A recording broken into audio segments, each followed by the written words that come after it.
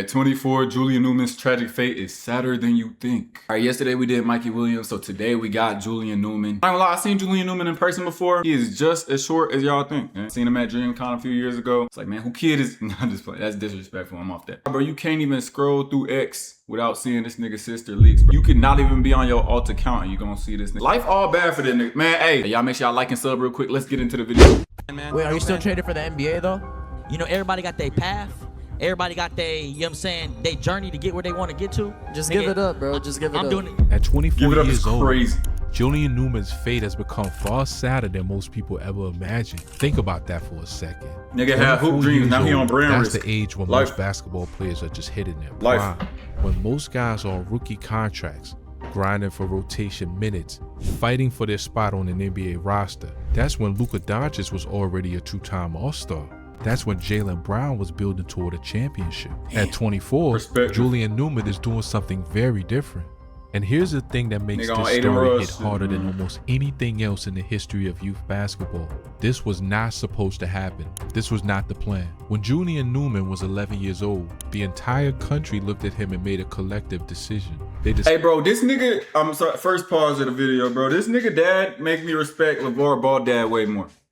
I'm not gonna lie, cause his dad really tried to do. He was like the blueprint. He was like LeVar is basically like that. This nigga's dad, but like Super Saiyan. Like if shit going right, that's LeVar Ball. That nigga really he went 3 for 3. 2 sons in the league. One son is a fucking all-star every year down there, and then the other son is a rapper making rapper money. That nigga did it. And then Julian Newman, that nigga right here with us. But it's not his fault, bro. His dad's fault. His dad knew he was 5'6" from the jump. And he still had that nigga doing ball handling drills at 10. While that nigga was 4'6". Come on, man.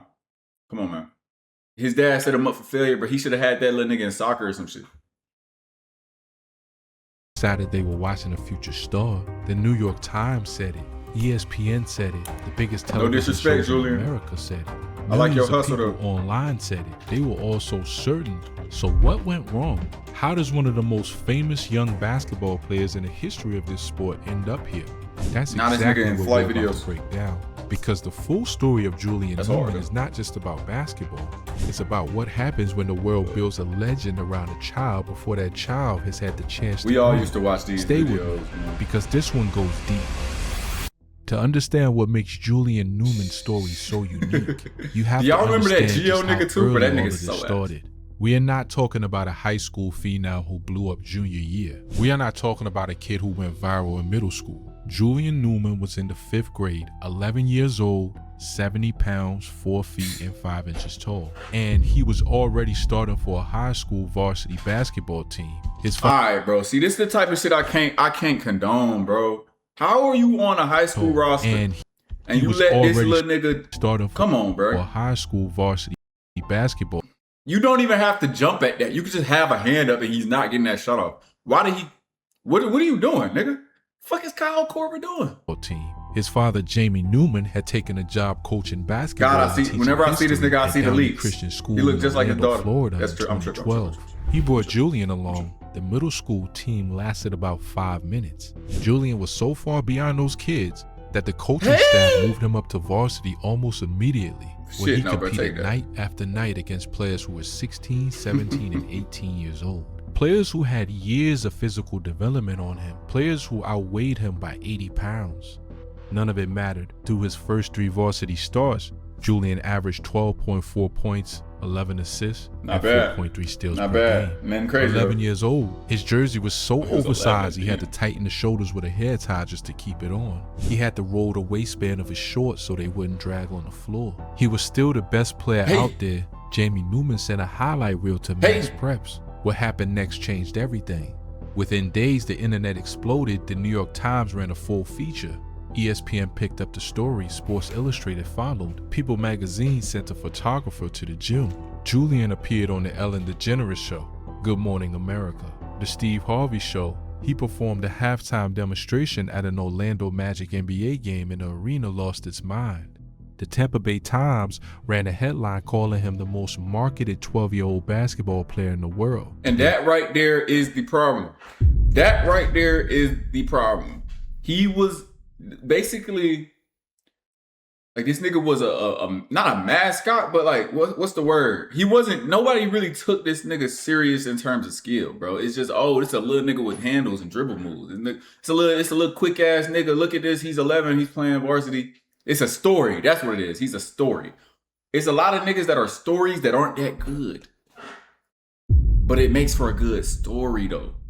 It's like, we want the nigga to win because it will make for a good story. But realistically, bro, niggas finna turn out to be 5'5", bro. This story's not finna pan out how we think.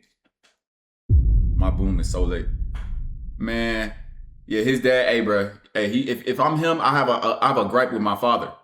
Nigga, you should have had me in kickball. Why did you have me in basketball, nigga?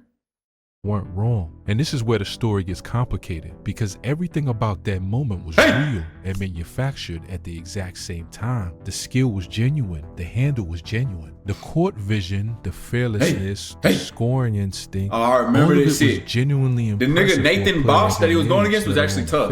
He was tough. But Jamie Newman also understood exactly what he was doing from a marketing standpoint. Yeah. He kept those highlight videos coming. He kept the cameras rolling. He kept Julian in front of every audience. That's where, okay, that's where I'll say toward this moment for a long time. That's where I'll say his dad did good. Because I'm sitting here saying, man, hell no, you should have had this nigga in kickball. Yeah. But listen, if his dad was like not really doing this to get him to the league, he was doing this for a money play marketing type of thing. Like, oh, let's sell this story, let's make some bread, let's get some brand deals off this little nigga, man. Hey, we got the shortest, most handled up ass nigga, man. Let's make this shit shake. And that was his play. That's actually a smart play. Now, if Julian little ass really thought he was going to the league, and his dad was telling him, like, feeding him that, then that's where I'm like, all right, Pops, what the fuck?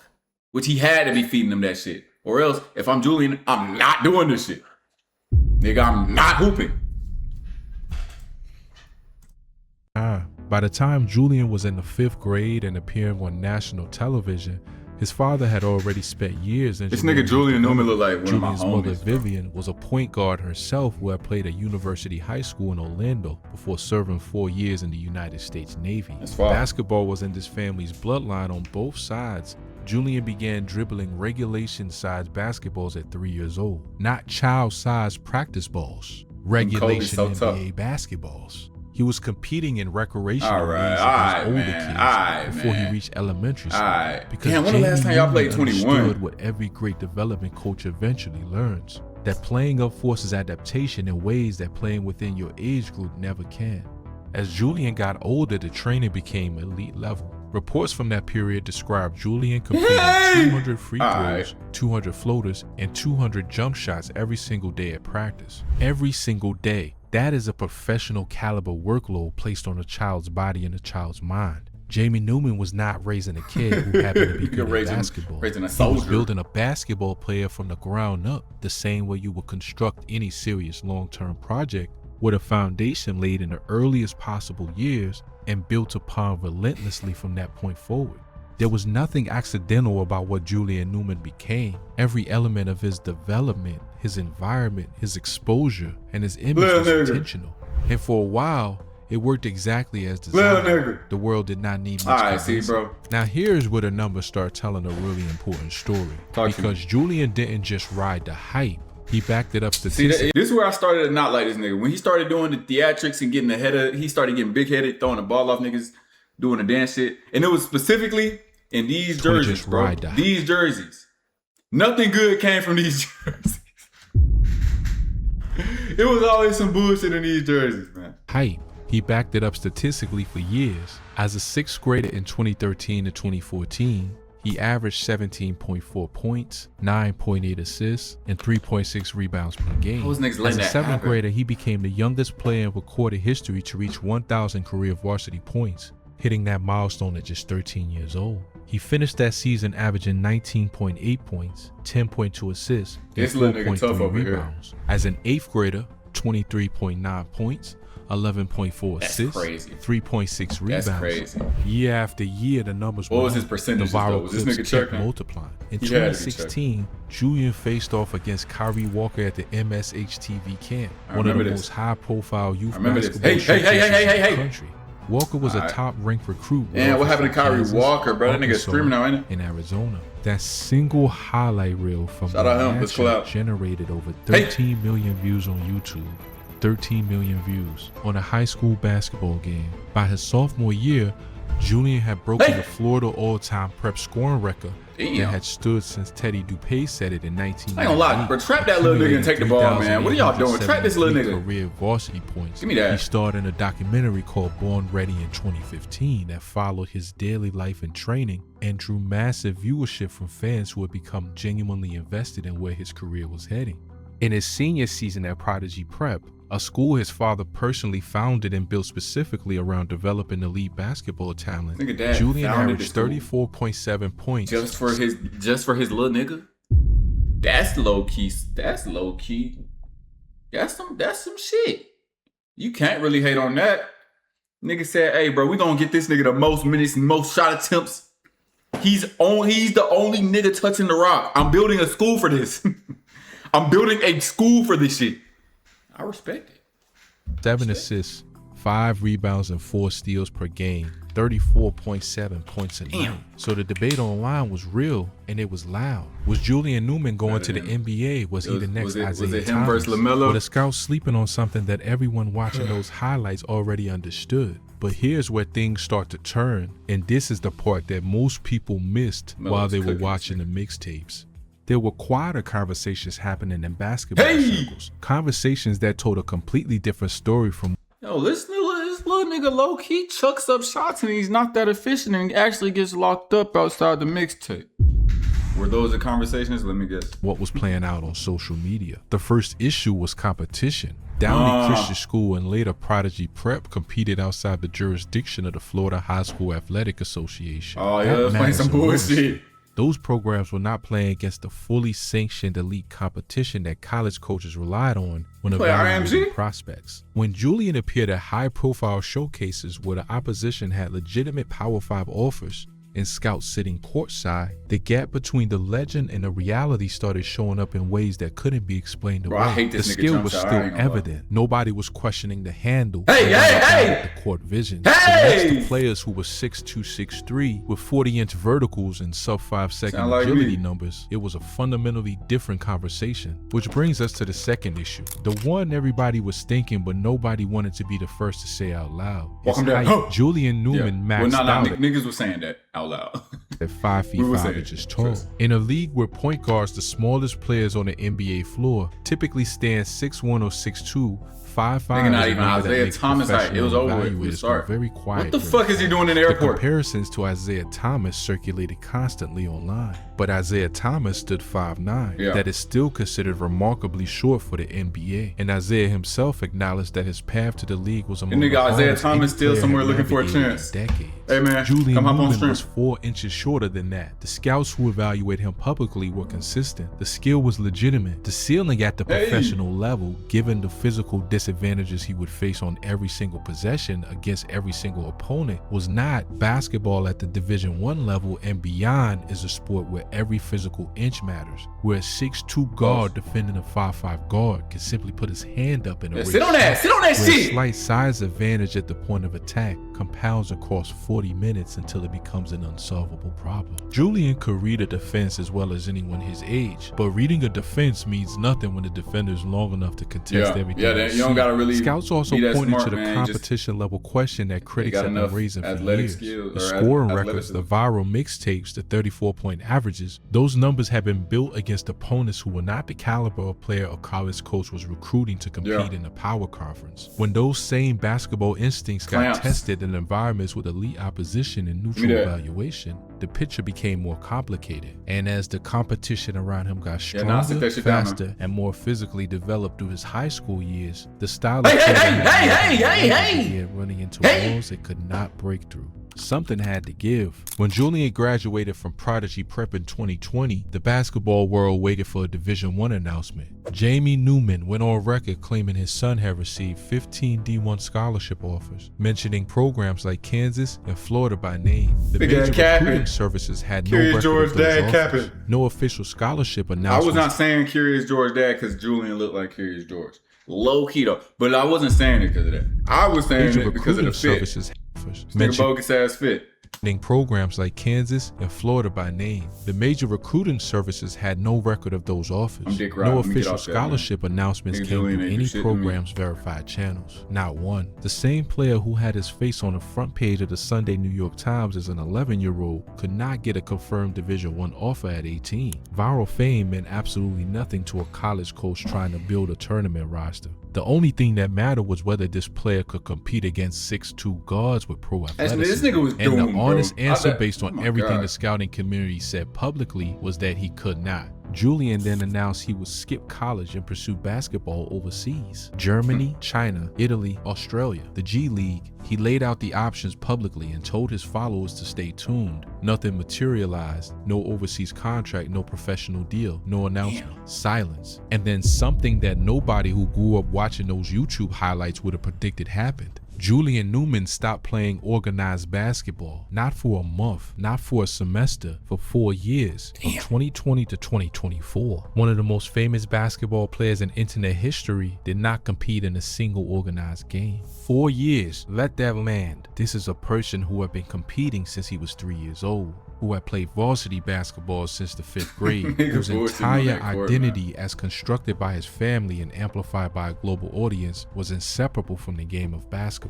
And after graduating high school with no Division I offer, no professional contract, and no verifiable overseas opportunity, despite what his father had promised publicly, Julian simply went quiet from organized competition. He stayed visible through social media, training footage, lifestyle content, occasional skill videos that reminded his followers he still had the handle, still had the vision, still had the same fearlessness that had made him famous a decade earlier. Alright, bro. Niggas started doing NBA goddamn Street Volume 2 shit on the court, bro. And you let a nigga get that off, you gotta hang your shoes up, man. He still pulled clicks because the nostalgia around his story was powerful. YouTube documentaries kept revisiting him. Podcasts kept asking what happened. His dad did put him in a position to creators kept checking back be marketable on the for internet, an update that will resolve the question his career had become. But competitive basketball? Gone. The thing that had defined him since before he was old enough to go to school had disappeared from his life at the exact moment most players his age were first getting serious about the professional pathway. It raised a question that nobody around Julian answered publicly. Was this a strategic pause, training privately, waiting for the right overseas opportunity, preparing for a real run? Bro, I've been struggling. I've been like holding back saying it, bro. What is this nigga goatee? This nigga goatee set up cooking me, bro. What is this goatee, bro? Is this like some Latino shit? Privately, waiting for the right overseas opportunity, what is Julian for a real run at professional ball, or had the reality of where his career stood finally caught up with the narrative that had been built around. My goatee not that good either. The truth, as it almost always does, probably lives somewhere in between those two. All right, now his goatee straight. And then in June 2024, Julian Newman made an announcement that surprised a lot of people. He committed to Bethesda University, not Division I, not Division II, not even a traditional NAIA program. Bethesda University is a small Christian institution in Anaheim, California, competing in the National Christian College Athletic Association. By any objective measure, it is the furthest point from the NBA that a career can land while still technically calling itself college basketball. Julian enrolled that fall at 23 years old, making him one of the oldest freshmen. JUCO got some good comp. His collegiate debut came on October 24th, 2024 against the Masters University.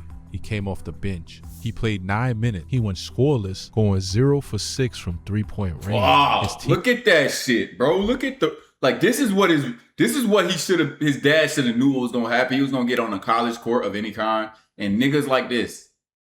He played 9 6'5". minutes. He went scoreless, going 0 for 6 from hella reach. Don't even gotta do too much to stay in front of this nigga. 86 points. Sit with that number. 86 points. That was not a one-time result. 2 points. scoring 0 for 6 from 3-point range. His team lost by 86 Shit! points. Sit with that number, 86 points. That was not a one-time result. Through the 2024 to 2025 season, Julian averaged 1.9 points per game. 16%? This nigga field goal percentage was 16%? Holy shit. Season stats, 27 games, 51 points on the season. Holy shit. This coach was not playing his ass. Nigga averaged 3 minutes a game. God damn, he was failed from the start. Who the fuck is this in a picture? What the fuck? Who is that? It's not Julian Newman, bro. We gotta get rid of AI, bro. What is that? Who is that? On 16.3% shooting. His career high at Bethesda University was 6 points, set in a game on November 13th, 2024. A game his team lost 107-54, a 53-point blowout on the road. The player who averaged 34 points a night during his high school senior season was scoring less than 2 points a game at an NAIA Christian college in Anaheim, California. The internet did not handle this quietly. The same social media ecosystem that had spent 12 years building Julian Newman into a legend was now cataloging his Bethesda box scores in real time. Reaction videos went up within hours of every game. Twitter threads ain't watching that nigga. Splits. YouTube channels built entire videos around his stat line. Comment sections that had once debated whether he was going to be an all-star. Sorry, Julian, we gotta get his money, man. Arguments. And that is the part of the story that carries a weight beyond the basketball numbers. Most players who develop at a slower pace than expected get to do so privately. They fail in gyms that don't have cameras. They get cut from rosters that nobody is tracking. They work through their development struggles away from any kind of audience. This guy, Julian Newman, has never had that. Yeah, not he in once spotlight, in his life. man. But he get to enjoy the money from that. Who had People magazine photographers at his games grew into the 23-year-old whose NIA box scores were being screenshotted and posted to social media within hours. The price of that level of early fame is that the audience never fully goes away. And when the performance stops matching the legend, the audience gets to watch that in real time too. By mid-2025, Julian stepped away from basketball and began training for boxing at Fortune Gym in Los Angeles. The logic made sense in its own way. His hand speed from years of elite ball handling gave him a natural foundation that most boxers grind for years to develop from scratch. His reflexes, his footwork, his competitive psychology forged through a lifetime of being the smallest person in every competition he ever entered. Those transferred. His social media presence gave him genuine promotional value in the celebrity boxing space that had grown into a legitimate industry through the success of figures like Jake Paul and others who had turned internet fame into pay-per-view business. And boxing, crucially, does not have a height cutoff. Weight classes make height and reach relevant, but they do not disqualify you the way a league of 6'4" athletes does. Julian Newman, who has spent his entire life being told that his size was the thing standing between him and greatness, found himself in a sport where that specific argument doesn't apply the same way. Whether boxing becomes a genuine chapter in his story or another destination that doesn't quite land the way he hopes is still playing out. But what the pivot tells you about him is something his Bethesda stat line never could. He has not quit. He has not walked away from competition. He has not accepted a quiet exit. At 24, he is still grinding, still betting on himself. The dream has changed shape, but the fire has not gone out. Now here's the bigger question, the one that Julian Newman's story forces you to sit with, whether you want to or not. Was any of this inevitable? When you pull back and look at the full arc of what happened here, a pattern emerges that goes far beyond Julian specifically. Jamie Newman recognized extraordinary talent in a child and made a deliberate decision to market that talent as aggressively as possible, as early as possible. He put his son on national television before Julian was. I wonder if his kids resent him, man. National television meant. He built a school around his son's basketball ambitions. He created an entire environment where Julian was not a kid who nigga, genius, he on some evil shit though, low key, bro. A brand, a headline, a destiny, and the qualities that made those early clips so compelling. The fearlessness competing against players twice his age, the handle, the swagger. Those qualities were cultivated inside an ecosystem. He was probably cracking the whip at 5 a.m. Hey, son, ball handling drills at 6 a.m. Ball handling drills at 7 a.m. ecosystem Hey, son, specifically wake up. engineered to produce them on camera. Son. In that ecosystem, they looked extraordinary, but the ecosystem was not the NBA. It was not the Big 12. It was not even close to the level of competition those worlds required. And by the time Julian was old enough to be tested against a real standard, the distance between the legend and the reality had grown too wide to close. Forbes ran a piece back in 2014 questioning whether the media was wrong to be hyping a 12-year-old the way it was hyping Julian Newman. The argument was straightforward. Taking a child's athletic performance seriously enough to declare a professional destiny before adolescence creates expectations that the child will have to carry for the rest of their career, fair or not. At the time, most people dismissed that argument because the highlights were too good to show De'Aaron resist. Fox. A decade later, that piece reads differently. Compare that arc to Kyrie Walker, the same player Julian went viral against in 2016. Walker built a conventional development path, earned legitimate Power 5 scholarship offers, competed at elite sanction levels throughout high school, and built a real professional trajectory from there. The difference between those two careers was not purely physical tools, it was development philosophy. The goal in Walker's career was to maximize his ceiling as a basketball competitor. The goal in Julian's story, at least as it appears from the outside, increasingly shifted over time toward maximizing his visibility as a basketball personality. Those two goals are not the same thing, and when they diverge early enough and hard enough, the consequences follow a player for the rest of their career. Julian's sister Jaden followed a similar viral trajectory and eventually signed with a Division I. I don't run it though, but I don't run it. Same family, same environment, different outcome. Which tells you this story does not reduce neatly to any single explanation. It is not simply the hype, it is not simply the marketing, it is not simply the school choices or the scheduling or the competition level. It is all of those things layered on top of each other over years, compounding quietly until the gap becomes impossible to ignore. What keeps Julian Newman's name generating content years after his they all look the same. This is crazy. Real. People who watch those highlights as kids carry a genuine emotional stake in his story. He represented something for a lot of them. The undersized kid who refused to be told he couldn't compete. The fifth grader tightening his jersey with a hair tie who was still the best player on the floor. He made kids who were too small and too slow and too young believe that those things didn't have to define them.